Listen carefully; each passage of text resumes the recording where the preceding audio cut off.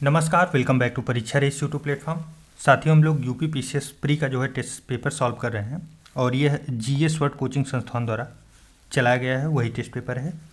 और टेस्ट छठवां आइए शुरू करते हैं, जो कि इंडियन जियोग्राफी से रिलेटेड है। चलिए शुरू करते हैं आज का सेशन। पहला प्रश्न है, निम्नलिखित में से कौन सा भारत में बोली जाने वाली भाषाओं का प्रमुख परिवार नहीं है? महत्वपूर्ण प्रश्न है, बताइए। देखिए, भारत में बोली जाने वाली भाषाएं जो है कितने परिवार में है? तो टोटल 4 परिवार में है। एक उसमें से नहीं है जो यहाँ पे दिया गया है, तो वह कौन सा है? तो वह होगा अल्ताई। अल्ताई परिवार नहीं है। देखिए, 4 भाषाएं जो है ना भारत यूरोपी हैं, द्रविड़ है, भारत यूरोपी हो गई पहली, उसके बाद द्रविड़, फिर चीनी तिब्बती हो गई, फिर उसके बाद एक जो बचता है वो है ऑस्ट्रो एशियाटिक। कौन सा? Austro Asiatic. यही 4 प्रकार की भाषाएं भारत में बोली जाती हैं। 4 मुख्य भाषाओं में इन्हें विभाजित किया गया।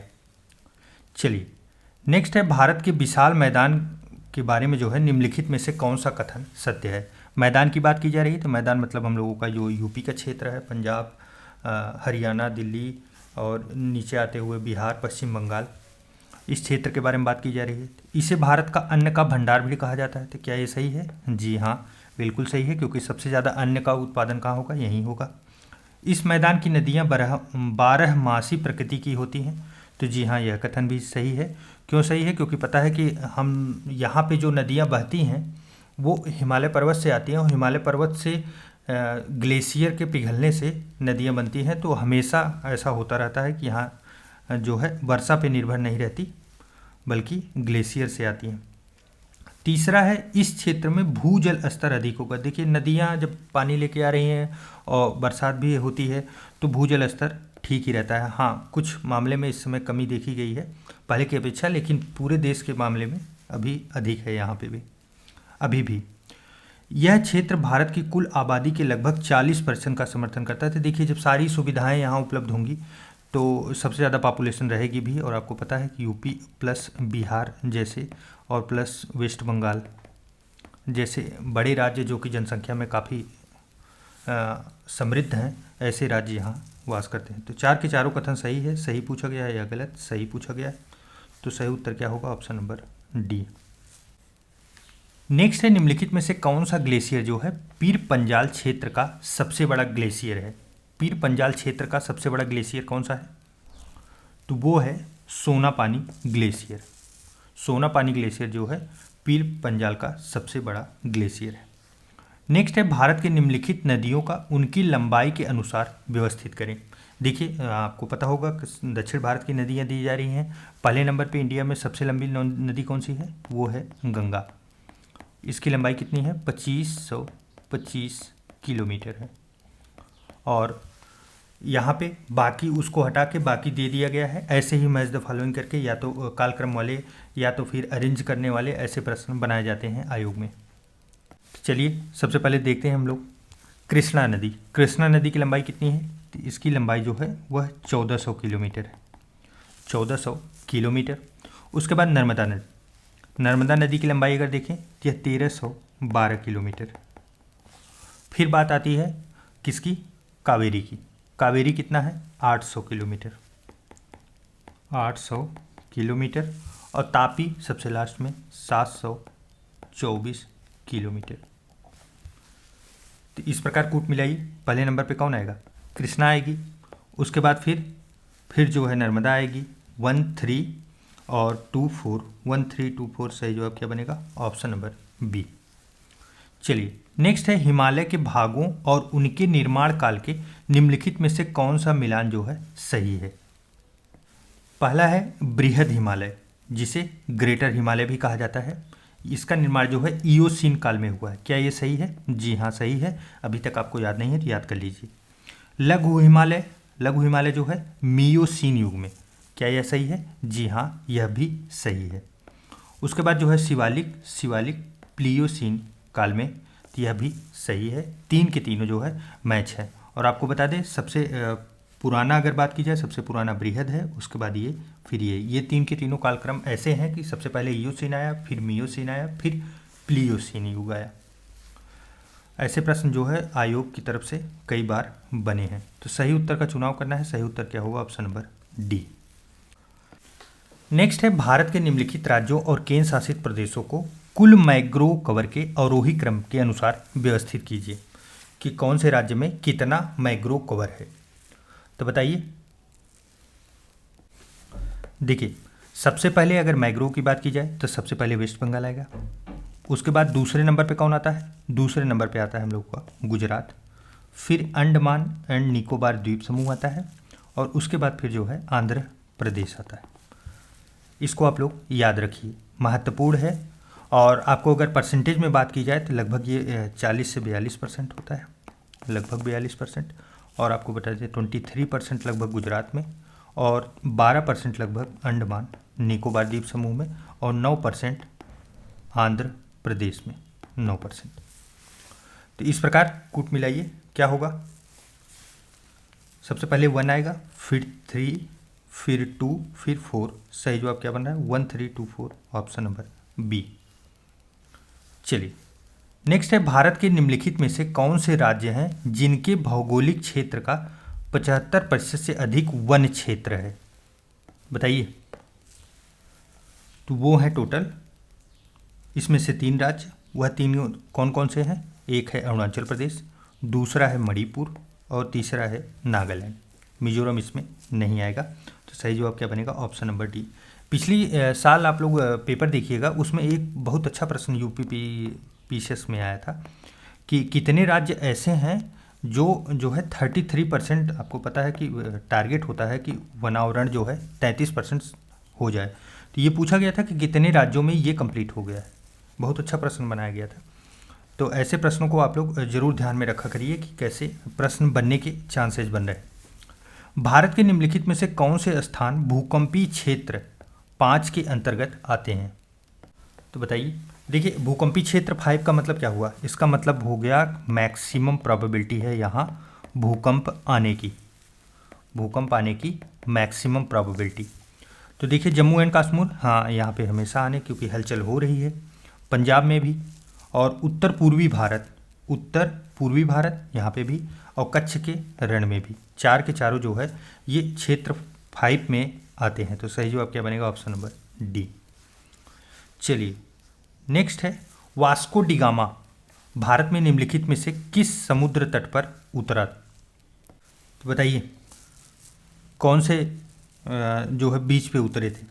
वास्को डी गामा यह कप्पड़ बीच पे, किस पे? कप्पड़ बीच पे। देखिए, जियोग्राफी का हिस्ट्री के साथ बड़ा अच्छा मेल करके प्रश्न बनाया गया। यह कहाँ पे वसित है? केरल में। और कब आया था वास्को डी गामा? 1498 में। महत्वपूर्ण है। चलिए, निम्नलिखित में से कौन सी ब्रह्मपुत्र नदी की सबसे दाहिने किनारे की सहायक नदी है? ब्रह्मपुत्र की सहायक नदी। ब्रह्मपुत्र की अगर आप प्रीवियस ईयर का प्रश्न देखेंगे, आयोग की तरफ से 2-3 ही पूछे गए हैं जो उसके सहायक नदी हैं। ज़्यादा करके हम लोगों को कौन पूछा जाता है? यूपी में जो प्रवाहित होती हैं, एक गंगा की पूछा जाता है, यमुना की सहायक पूछा जाता है, और उनका कालक्रम दाहिने बाएं, उत्तर से दक्षिण, दक्षिण से उत्तर, और उसके बाद जो है पूरब से पश्चिम, ये सब मैच कराने के लिए बहुत पूछे जाते हैं। तो यूपी की जितने भी आप नदियाँ देख रहे हैं महत्वपूर्ण हैं, उनको आप जरूर से जरूर रट जाइए। और बाकी महत्वपूर्ण में जैसे सिंधु की हुई और ब्रह्मपुत्र की कुछ सहायक नदियाँ जरूर याद रखें। तो बताइए, 10वें का क्या होगा? सबसे दाहिने किनारे की सहायक नदी कौन सी है? तो वो है तीस्ता। तीस्ता पर कई बार प्रश्न बन चुका है, इसलिए आप इसे याद रखें। नेक्स्ट है, निम्नलिखित में से किस मिट्टी को कम सिंचाई की आवश्यकता होती है क्योंकि इसमें मिट्टी की नमी जो है बनाए रखने की विशेष क्षमता होती है? तो कौन सी ऐसी मिट्टी है जो नमी बनाए रखने में विशेष हेल्प करती है, जिसकी सिंचाई की आवश्यकता नहीं होती? तो वो है काली मिट्टी। कौन सी? काली मिट्टी। किसके लिए बहुत ज़्यादा मतलब उपयोगी है? यह एक कपास के लिए और एक मूंगफली के लिए। चलिए, कुंचिकल जलप्रपात भारत का सबसे ऊंचा जलप्रपात है। यह किस राज्य में स्थित है? कुंचिकल जल प्रपात, बताइए। और एक प्रश्न और इसमें जोड़ लीजिए, कौन सी नदी पे है? नदी तो वराही है, वराही नदी। वराही नदी कहाँ की है? कर्नाटक की। कहाँ की? कर्नाटक। कर्नाटक सही जवाब होगा। इसकी ऊंचाई कितनी है? तो ये है 1493 फीट में। चलिए नेक्स्ट है, मालवा के पठार में जो है चंबल नदी द्वारा काटी गई गहरी खड्डों और नालियों को निम्नलिखित में से किस नाम से जाना जाता है? चंबल की घाटियाँ अगर आप सर्च करेंगे आप गूगल पे, तो आप देखेंगे कि ऐसे ऐसे बहुत से आवरण आपको देखने को मिलेंगे। ऐसा लगता है कि जैसे मतलब समतल जमीन ही नहीं है। तो इसे क्या बोलते हैं? बैंड लैंड के नाम से जाना जाता है। नेक्स्ट है, भारत के कितने प्रमुख जो है जैव भौगोलिक क्षेत्र हैं? जैव भौगोलिक क्षेत्र कितने क्षेत्रों में भारत को डिवाइड किया गया है, बताइए। तो टोटल 10 भागों में। कितने भागों में? 10 भागों में। इसमें आपने देखा होगा ट्रांस हिमालय, हिमालय, रेगिस्तान, पश्चिमी घाट, दक्कन का पठार, गंगा का मैदान, उत्तर पूर्व क्षेत्र, तटीय क्षेत्र, द्वीप समूह, अर्धशुष्क क्षेत्र। यही टोटल 10 भागों में डिवाइड किया गया। चलिए नेक्स्ट है, परमाणु ऊर्जा स्टेशन और उससे संबंधित राज्यों के निम्नलिखित में से कौन से मिलान सही हैं? तो पहला देखिए, तारापुर परमाणु ऊर्जा केंद्र, यह कहाँ पे स्थित है? महाराष्ट्र में। सही है? जी हाँ, बिल्कुल सही है। दूसरा नरोरा, कई बार आ चुका है, उत्तर प्रदेश में अवस्थित है, यह भी सही है। तीसरा बताइए, कुंडनकुलम परमाणु ऊर्जा संयंत्र। कुंडनकुलम परमाणु ऊर्जा संयंत्र यह कहाँ पे है? तमिलनाडु में है। कहाँ पे है? तमिलनाडु। केरल गलत मैच है। उसके बाद फिर है काकरापार। काकरापार यह भी कई बार मैच द फॉलोइंग करके आया है, बताइए। असम में नहीं है, कौन से राज्य में? गुजरात में। कहाँ पे? गुजरात। यह मैच नहीं हुआ, यह मैच नहीं हुआ। सही पूछा गया है तो 1 2 सही है। आइए देखते हैं ऑप्शन में। सही उत्तर का चुनाव करें, ये होगा। नेक्स्ट है, बांग्लादेश में गंगा नदी मुख्य शाखा को किस नाम से जाना जाता है, बताइए। पद्मा कहते हैं या जमुना? इसी दोनों में कन्फ्यूजन होगा। पद्मा कहा जाता है, गंगा को पद्मा कहा जाता है। जमुना किसे कहा जाता है? ब्रह्मपुत्र को। ब्रह्मपुत्र नदी को जमुना कहा जाता है। नेक्स्ट है, पंजाब हरियाणा के मैदान के दोआब और नदियों के बीच उनके स्थान के संबंध में निम्नलिखित में से कौन से सही सुमेलित हैं? तो बताइए। पहला है बारी दोआब, ब्यास और रावी नदी के बीच में है। तो बताइए क्या ये सही है? जी हाँ, बिल्कुल सही है। दूसरा है बिष्ट दोआब, ब्यास और सतलुज नदी के बीच में, यह भी सही है। रेचना दोआब, रावी और चिनाब के बीच में, यह भी सही है। और छज दोआब, चिनाब और झेलम के बीच में, यह भी सही है। तो सही उत्तर पूछा जा रहा है हम लोगों से, सही मैच होगा ऑप्शन नंबर डी। निम्नलिखित में से कौन सा पर्वतीय दर्रा भारत, चीन एवं म्यांमार ट्राई जंक्शन पर बनता है?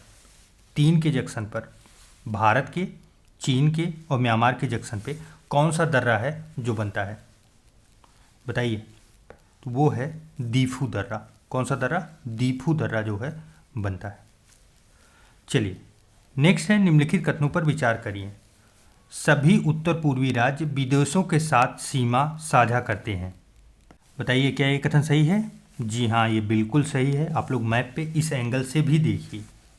अरुणाचल प्रदेश एकमात्र राज्य है जो 3 देशों के साथ सीमा साझा करता है। तीनों देश कौन कौन से हैं अरुणाचल प्रदेश से साझा करने वाले, बताइए। एक है चीन, जो हम लोगों को पहले से ही पता है। दूसरा कौन है? भूटान, भूटान है। और तीसरा कौन है? म्यांमार। इस प्रकार ये भी दोनों कथन सही हैं। सही पूछा भी जा रहा है तो सही जवाब क्या बनेगा? ऑप्शन नंबर सी।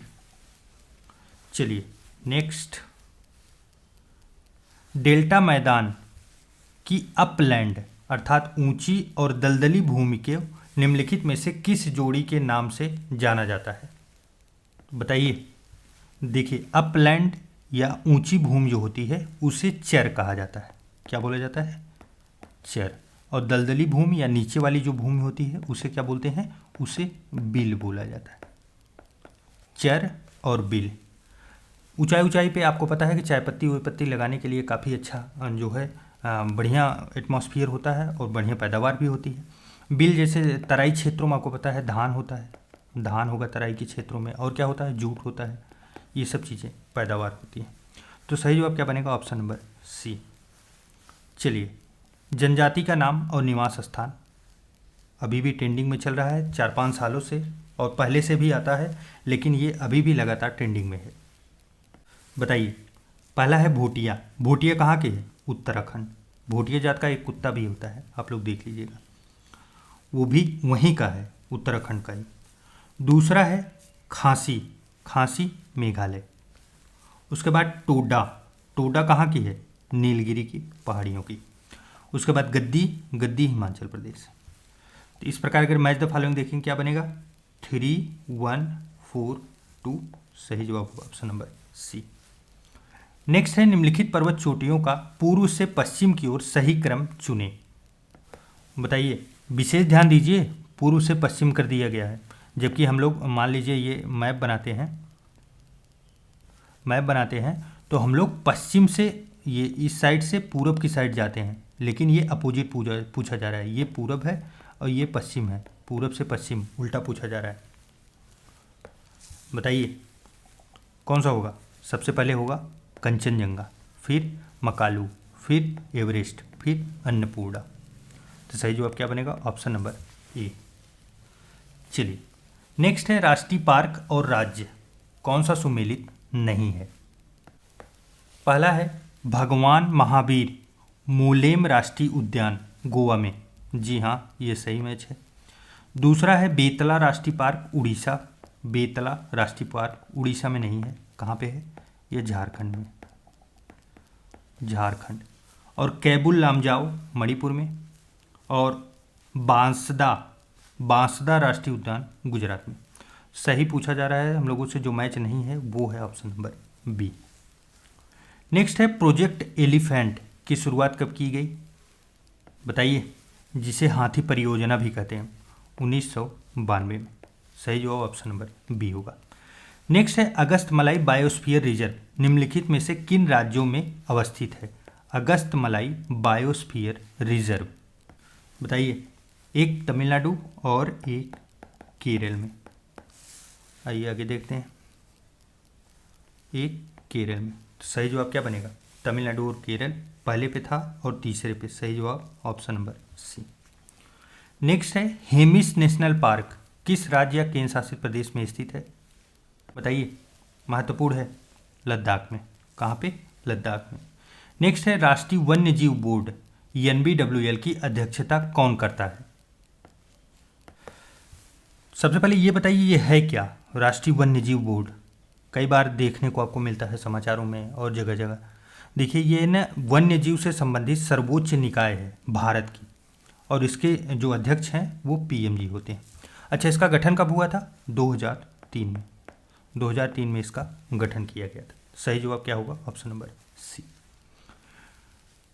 DRR45 किसकी किस्म है, महत्वपूर्ण प्रश्न है, बताइए, धान की। किसकी, धान की है। DRR45 किस्म जो है धान की एक अच्छी प्रजाति है, जिसमें आपको बता दें 22 से लेकर 23 ग्राम तक क्या मिलता है, जिंक की मात्रा मिलती है। तो सही जवाब क्या बनेगा, ऑप्शन नंबर बी। नेक्स्ट है ओरंग टाइगर रिजर्व निम्नलिखित में से कहाँ स्थित है। ओरंग, बताइए, असम में। कहाँ पे है, असम में। नेक्स्ट है राजस्थान के वे जिले कौन से हैं जो अंतर्राष्ट्रीय सीमा पर अवस्थित हैं। अच्छा, ये बताइए, राजस्थान की सीमा किस देश के साथ लगती है, पाकिस्तान के साथ। और 4 ऐसे जो है उसके ज़िले हैं, 4 ज़िले जो पाकिस्तान के साथ अटैच हैं। वह चारों ज़िले कौन कौन से हैं, तो वो है श्री गंगानगर और बीकानेर, जैसलमेर और बाड़मेर। तो सही जवाब क्या बनेगा, ऑप्शन नंबर ए। चलिए, नेक्स्ट है निम्नलिखित झीलों में से कौन सी झील जो है बिहार में स्थित है, बताइए, अनुपम झील। कौन सी झील, अनुपम झील। और ये आपको बता दें, अनुपम झील जो है ना कैमूर वन्यजीव अभ्यारण्य जो है कैमूर में स्थित है। चलिए नेक्स्ट, भारत में उत्तर से दक्षिण की ओर जाते हुए नीचे दी गई नदियों का सही क्रम कौन सा है? बताइए। उत्तर से दक्षिण अर्थात ऊपर से नीचे आते वक्त कौन सी नदियों का क्रम होगा? श्योक। श्योक सबसे ऊपर होगा, फिर चिनाब होगा, फिर रावी होगा, फिर कौन सा होगा? सतलज होगा। तो सही जवाब क्या है? Option number B. नेक्स्ट है, निम्नलिखित में से पूर्व दिशा में बहने वाली प्रायद्वीपी नदियों का उत्तर से दक्षिण की ओर सही क्रम बताइए।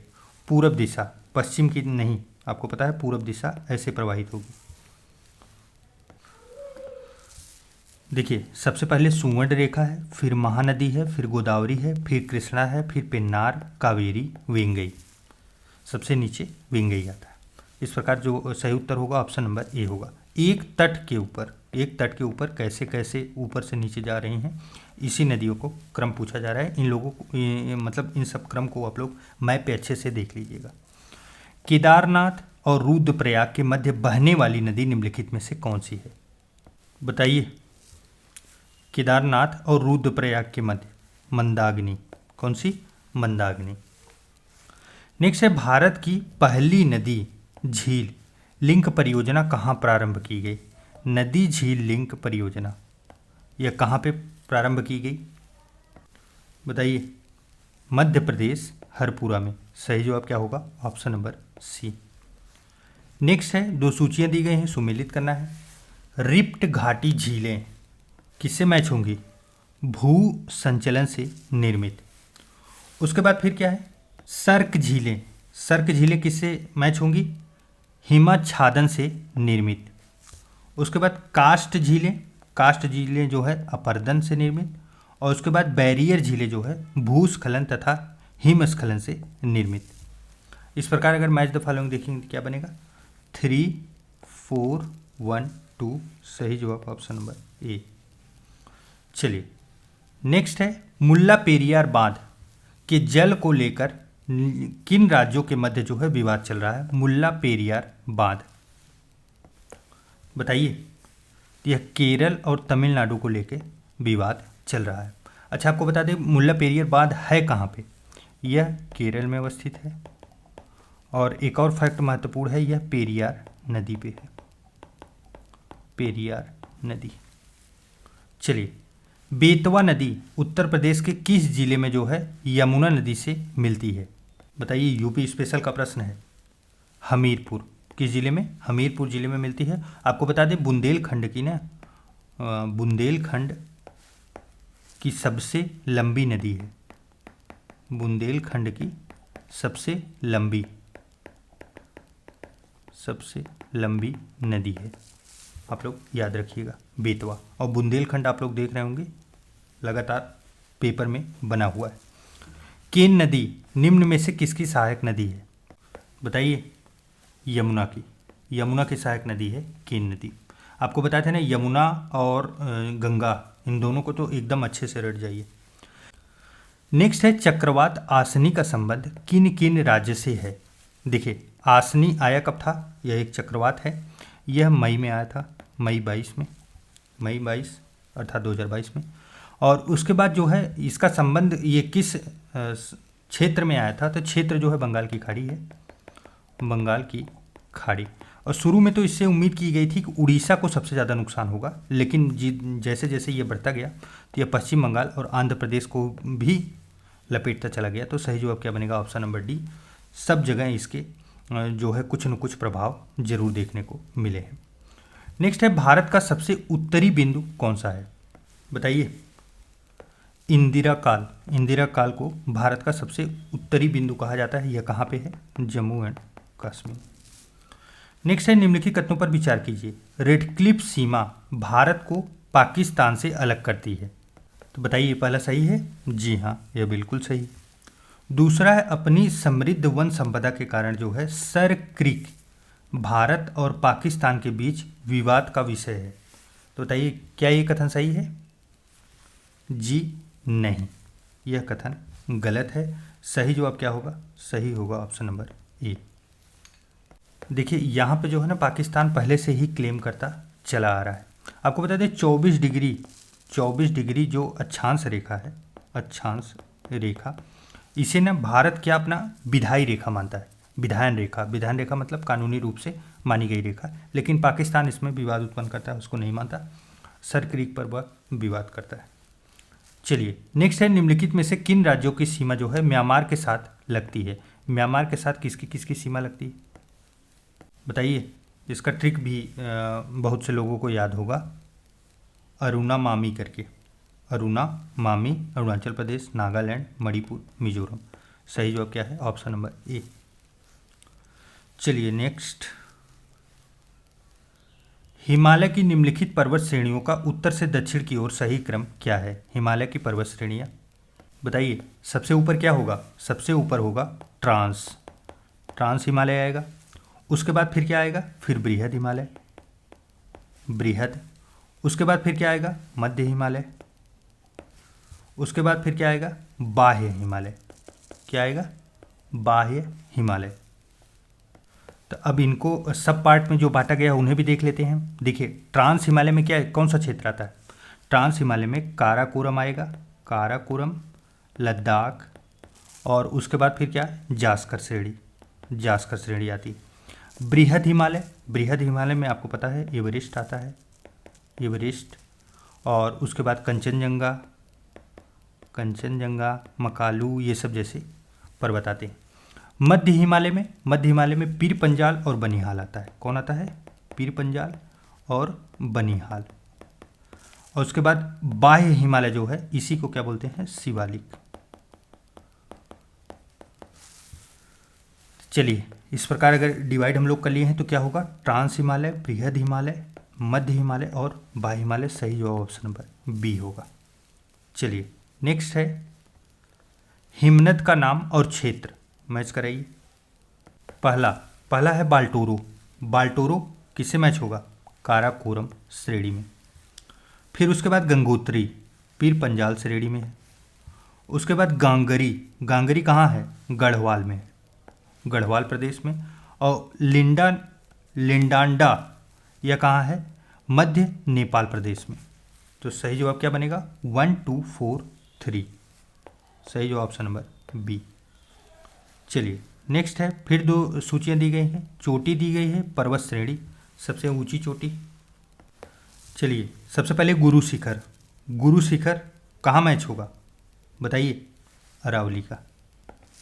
उसके बाद फिर दोदा बेटा जो है नीलगिरी का। अनाईमुडी, अन्नामलाई, और उसके धूपगढ़, सतपुड़ा। चार के चारों काफ़ी इजी थे, आपको याद होने चाहिए। तो सही जवाब क्या बना? 2 3 1 4। सही जवाब ऑप्शन नंबर डी। चलिए नेक्स्ट है, झील और राज्य, इनको मैच कराइए। पहला है बेम्बनाथ झील कहाँ पे है? केरल में। उसके बाद पुलिकट आंध्र प्रदेश का। उसके बाद चिल्का कहाँ की है? उड़ीसा की। और सांभर झील जो है कहाँ की है? राजस्थान की। चलिए इस प्रकार जो कूट बनेगा क्या बनेगा? 2 1 4 3। 2 1 4 3। सही जवाब ऑप्शन नंबर बी। निम्नलिखित पश्चिमी घाट के दर्रों को उत्तर से दक्षिण के क्रम में सजाएं। बताइए, उत्तर से दक्षिण अर्थात ऊपर से नीचे जाना है। पश्चिमी घाट के सभी दर्रे हैं, कौन सा होगा? एक ट्रिक भी है इसका, कौन सा? ठाकुर, इंग्लिश में है ठाकुर जो है भानु प्रताप सिंह।